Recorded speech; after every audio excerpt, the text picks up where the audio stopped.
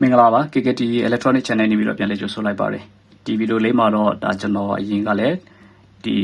power supply ပေါ့နော်ဒီ DC power supply အကြောင်းကိုကျွန်တော်တင်ပေးပြီးတယ်အဲ့ဒါအတွင်းထဲမှာဘယ်လိုပုံစံမျိုးနဲ့လောက်ထားတာလဲဆိုပြီးတော့ကျွန်တော်ကိုမေးထားကြတယ်ဝါသနာတူညီကိုတွေရှိတဲ့အတွက်ကြောင့်ပေါ့နော်ရိုးရိုးရှင်းရှင်းလေးပါပဲကျွန်တော်ဒီမှာပြုတ်လောက်ထားတဲ့ပုံစံကိုကျွန်တော်ဒီမှာရှင်းပြပေးသွားမယ်ပေါ့နော်သူ့ထက်မှာအဓိကပါတဲ့ဒီပစ္စည်းတွေကတော့ဒါကျွန်တော်တို့ပုံမှန်မြင်တွေ့နေကြပစ္စည်းတွေပါပဲပေါ့နော်ဒီမှာဆိုရင်ဒါ battery ပါမယ်နောက်ပြီးတော့ဒီမှာ boost converter တစ်ခုပါမယ်နောက်ပြီးတော့ဒီမှာ buck converter တစ်ခုပါမယ်နောက်ပြီးတော့ဒီမှာ potential meter ပေါ့နော် variable potential meter နှစ်ခုပါမယ်နောက်ပြီးတော့ဒီမှာ volt ampere meter ပေါ့နော်အဲ့ဒါရဲ့ဒီကဒါ output plus minus ငုတ်ပေါ့နော်အဲ့ဒါလေးတွေပါမယ်ဒါပါပဲဒါထူထူပါတာမရှိပါဘူးเนาะဒီဘက်မှာဆိုရင်ဒါကျွန်တော်တို့ဒါ fan လေးပါမယ်ပေါ့ဟုတ်ပြီအဲ့တော့သူ့ရဲ့ဖွဲ့စည်းတည်ဆောက်ပုံကတော့ဒီ battery ကနေပြီးတော့မှဒါဒီကောင်ဒီကျိုးစင်ဒါဒီကောင်ကတော့ဒါ charging ပိုင်းအတွက်ပေါ့နော် battery ကို charging ပြန်လုပ်ပေးဖို့အတွက်ပြီးတော့ဒီကနေအပေါင်းတစ်စကကျွန်တော်တို့ switch ထဲကိုသွားတယ် switch ထဲကနေဖြတ်ပြီးတော့မ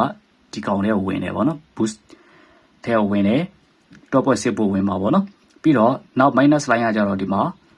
ဒီကောင်လေးပေါ့နော်ဒီကောင်ကကြတော့ဒါမီတာထဲကိုဝင်တယ်မီတာနေပြီးတော့မှဖြတ်ပြီးတော့မှဒီကောင်ထဲ boost converter ရဲ့ minus ထဲကိုပြန်ပြီးတော့ဝင်မယ်ပြီးတော့ဒီကနေပြီးတော့မှဒါကျွန်တော်တို့ဒီအပေါင်းအနုပ်ပေါ့နော်ဒီမီတာကိုကြတော့ဒီမှာဒီကျိုးနဲ့စပေါ့နော်ဒီ minus က battery ကိုသွားပြီးတော့မှဒီက plus ကကြတော့ဒီကောင်ရဲ့ဒီ switch ကနေလာတယ်ပေါ့နော်ဒီ plus ထဲကိုပဲကျွန်တော်တို့ဒါသွားပြီးတော့ချိတ်ဆက်ထားတယ်ပေါ့နော်အဲ plus ထဲသွားချိတ်ဆက်ထားတယ်ဘာကြောင့်လဲဆိုရင်ကျွန်တော်သူ့ကို power supply power ပေးတဲ့သဘောပေါ့နော်တိုက်ရိုက်မချိတ်ဆက်ပဲနဲ့ power တည်တံ့ပေးလိုက်တဲ့သဘောဖြစ်ပါတယ်အဲ့ဒါမှဒီကောင်ကဒါ3 volt အောက်ဆိုရင်လည်းဒါဒီကောင်ကမီတာကောင်းကောင်းပြပေးနိုင်မှာပေါ့နော်အဲ့လို power တည်တံ့မပေးထားရင်သူကကြတော့3 volt အောက်ရောက်တာနဲ့ဒီကောင်ကမပြပေးတော့ဘူးပေါ့နော်ဒီဘက်မှာကျွန်တော်တည်တံ့ဒီမီတာအတွက်ကြတော့ကျွန်တော်တည်တံ့အဲ့လိုပို့အားကျွေးထားတာဖြစ်ပါတယ်ပေါ့နော်ဟုတ်ပြီအဲ့ဒီကနေကျွန်တော်တို့က24 volt ပေါ့နော်ဒီ 12.6 volt ကျွန်တော်အဝင်ပေးထားတဲ့တဲ့အနေပြီးတော့မှဒါ25 volt အထိကျွန်တော်ဒီကနေ boost လုပ်ပေးလိုက်တယ်အဲ့လို boost လုပ်လိုက်တဲ့ဒီ25 volt ကပေါ့နော်ဒီထွက်လာတဲ့25 volt ကဘယ်ကိုပြန်ဝင်လဲဆိုရင်ဒီ buck converter တွေကိုပြန်ပြီးတော့ဝင်မှာဖြစ်ပါတယ်ပေါ့နော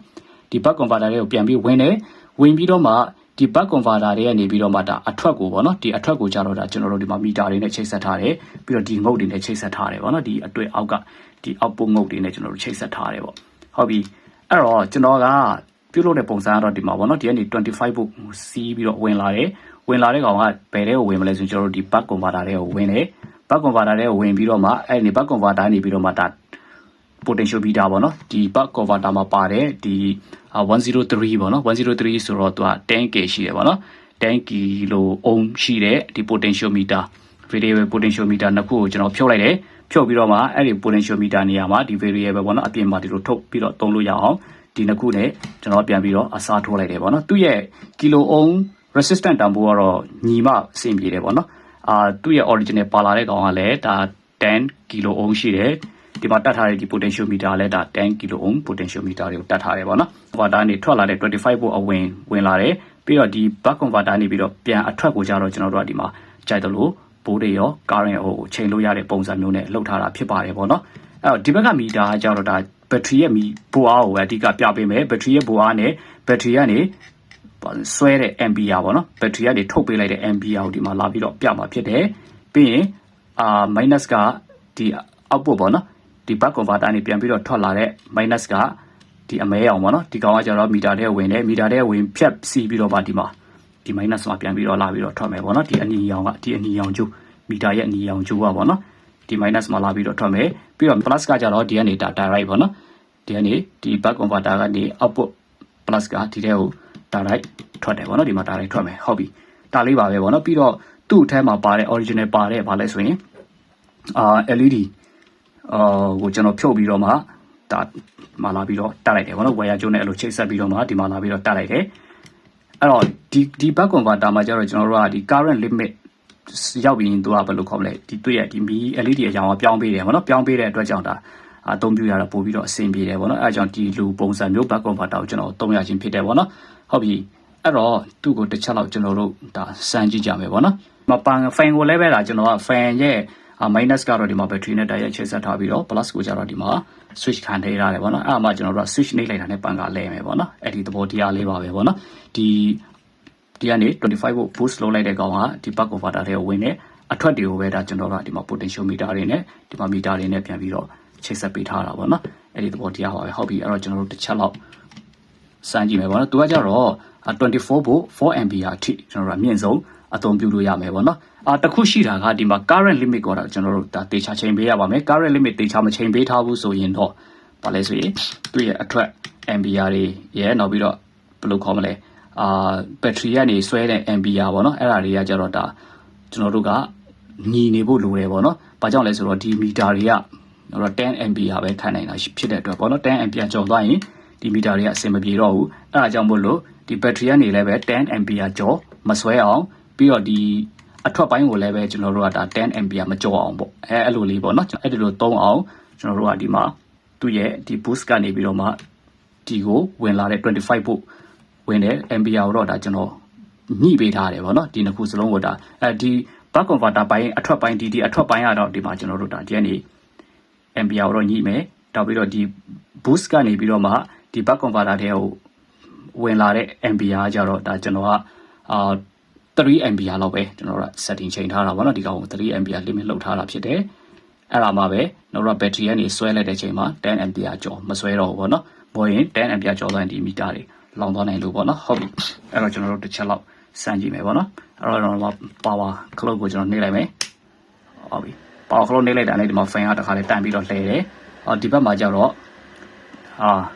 ဒီဘက်မှာကျတော့ဒါ battery ရဲ့ပိုအား 12.3 volt လာပြီးတော့ပြတယ်ပေါ့နော် 0.1 ampere ဆွဲနေတယ်ဒီမှာအထွက်ကဒီမှာ 24.8 volt ထိထွက်နေတယ်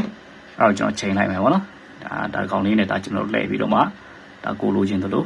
ချိန်လို့ရပါတယ်ပေါ့နော်အမှကိုလိုချင်သလိုဒါကျွန်တော်ချိန်လို့ရတယ်ဟုတ်ပြီဒီ LED မှာတော့ကျွန်တော်ဒါအပြာရောင်နဲ့အနီရောင်ထွက်တဲ့ LED ကိုကျွန်တော်အသုံးပြုထားတာပေါ့နော်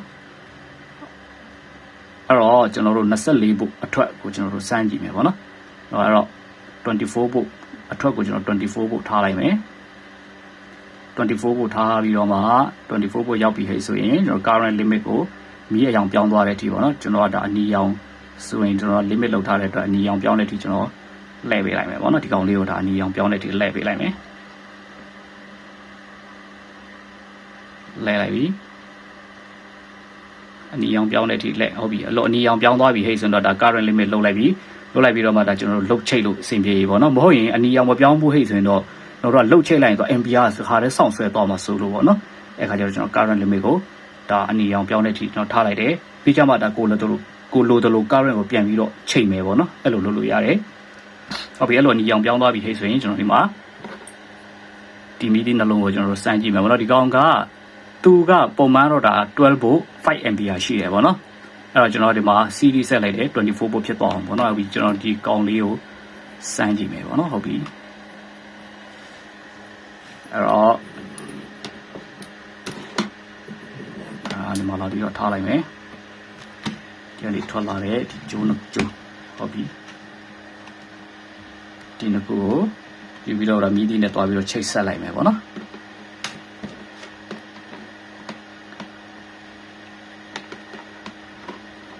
ဒီမှာကျွန်တော် plus ကိုချိန်လိုက်မယ် minus ကဒီဘက်မှာလာပြီးတော့ချိန်မယ်ပေါ့နော်ဟုတ်ပြီဒီလိုလေးပဲကင်လိုက်ပါမယ် okay အဲ့ဒါ minus ကိုကျွန်တော်ချိန်လိုက်မယ်ဟုတ်ပြီအမှ2.5 ampere လောက်ဆွဲနေတယ်ပေါ့နော်24 volt 2.5 ampere လောက်ဆွဲနေတယ်ဟုတ်ပြီတော့ကျွန်တော် ampere ကိုမြင့်လိုက်မယ်နော် ampere မြင့်လိုက်ပြီ ampere မြင့်လိုက်တော့မီးကတော်တော်လေးကိုလင်းလာပြီနော်မီးလင်းကတော်တော်လေးကိုကောင်းလာပြီ4 ampere ထိထားကြည့်မယ် okay တော်တော်လေးကိုလင်းပါတယ်နော်အမဒါဆိုရင်တော့ဒါ22.3 volt ပိုးကတော့ဒါ1 volt လောက်ရော့တယ်ပေါ့နော်24 volt ချိန်ထားတယ်22.3 volt 4 ampere ဒါဆိုရင်ဒါ96 watt 100နီးပါးဒါအသုံးပြုနေတာဖြစ်တယ်ပေါ့နော်အဲ့ဒီလိုအသုံးပြုလို့ရတယ်ပေါ့နော်ဒီကနေဒါ current ကိုဒါကျွန်တော်တို့လိုသလိုဒါတိုးရှော့လုပ်လို့ရမယ် current နည်းသွားရင်ဒါမီးရဲလည်းရောင်မိန်သွားမယ်ပေါ့နော်ဒီမှာ2.4 လောက်ပဲရှိတော့တယ်ဟုတ်ပြီကိုလိုသလိုတင်လို့ရတယ်4 ampere ထိပေါ့နော်24 volt ချိန်ထားတာဖြစ်တဲ့အတွက်4 ampere ထိအမြင့်ဆုံးကျွန်တော်တို့ကဒါအသုံးပြုလို့ရအောင်ချိန်ထားတာပေါ့နော်24 volt 4 ampere အထွက်လောက်ချိန်ထားတဲ့အခါမှာသူ့ရဲ့ဒီမှာ battery မှာကျွန်တော်တို့ဒီမှာကြည့်လိုက်မယ် battery မှာပေါ့နော်အဲ့မှာ battery မှာ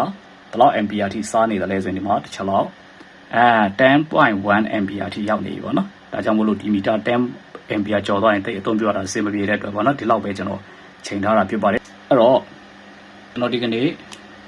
တင်ပြပေးခဲ့တဲ့အကြောင်းအရာကိုနားလည်သဘောပေါက်ကြမယ်လို့ထင်ပါတယ်ပေါ့နော်အဲ့တော့ကျွန်တော်တို့နောက်ဗီဒီယိုတွေမှာဒီတက်ကောင်းတဲ့အကြောင်းအရာတွေနဲ့ပြန်ပြီးတော့တွေ့ပါမယ်ပေါ့နော်အားလုံးကိုကျေးဇူးတင်ပါတယ်